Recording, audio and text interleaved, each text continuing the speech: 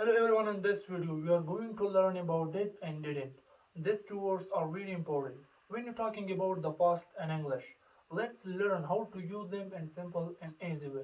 This lesson is special for Pashto speaker who want to improve their English. نن به موږ د انګلیش اساسي ګرامر وایو یعنی did او didn't. دا موږ په کوم ځای کې استعمالولی شو؟ د دې سیم مین څه دی؟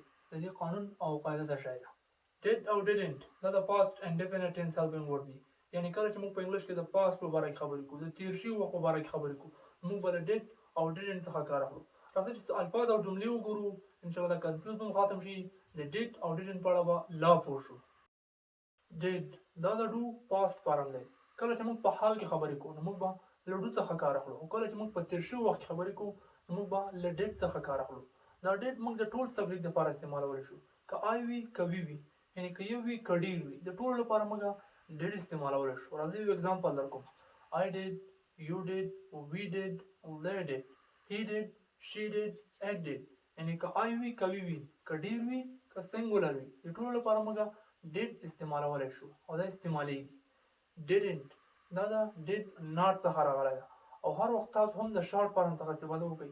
دې سره به تاسو انګلیش بالکل بهتر وي یعنی امپروف وي د نه د په شان به وي د انګریزانو په شان به وي. دا did not هم موږ د ټولو سبجیکټ لپاره استعمالولی شو. که آی وي که وي وي که یو وي که ډېر وي د ټولو لپاره موږ didn't استعمالولی شو. هغه کې مې اگزامپل درکوم. I didn't, we didn't, you didn't, they didn't, he didn't, she didn't, it didn't. یعنې د ټول سبجیکټ لپاره که آی وي که وي وي خو په پاست کې په تیر شوي وخت کې موږ د مثبت لپاره did استعمالوو د منفي لپاره موږ didn't did not کاروو. یعنې د ټول سبجیکټ لپاره موږ خو په پاست کې did او didn't کارولی شو. راځئ چې اگزامپل درکړم. اگزامپل سره به تاسو ډېر زیات نور هم پوه شئ. په did کې اگزامپل did you eat food آیا تا خواړه وخوړل یعنې آیا تا روټۍ وخوړه. did you eat food آیا تا خواړه وخوړل یعنې په تیر شوي وخت کې تا خواړه وخوړل او که نه. did he go to school yesterday آیا هغه پرون مکتب ته لاړ یعنې هغه پرون لاړ یعنې تیر شوی وخت دی که نه چې آیا هغه پرون مکتب ته لاړ. did he go to school yesterday آیا هغه پرون مکتب ته لاړ. په didn't کې یعنې did not کې she didn't call me هغې ما ته رنګ ونه کړ یعنې هغې ما ته کال ونه کړ. په تیر شوي وخت کې ما ته ونه کړ یعنې هغې ما ته کال ونه کړ.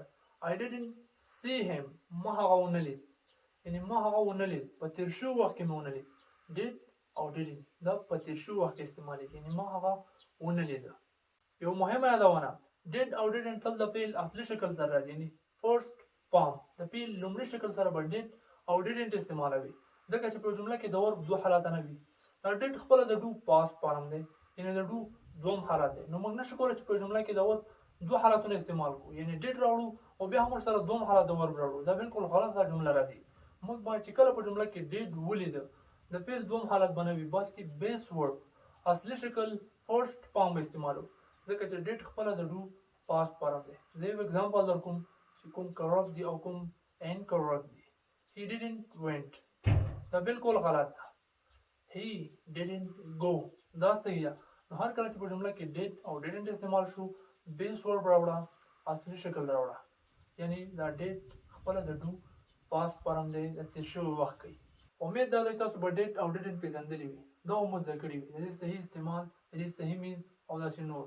که تاسو غواړئ د انګلیش بنیادي الفاظ یعنې بنیادي ګرامر زده کړئ او خپل انګلیش بالکل نیکسټ لیول ته یعنې های لیول ته بوځئ نو موږ تاسو سره دا مرسته کوو. زموږ دغه فیسبوک پیج او یوټیوب چینل در سره ضرور سبسکرایب کړئ او نور سره هم شیر کړئ او د انګلیش ویلو ارمان مو پوره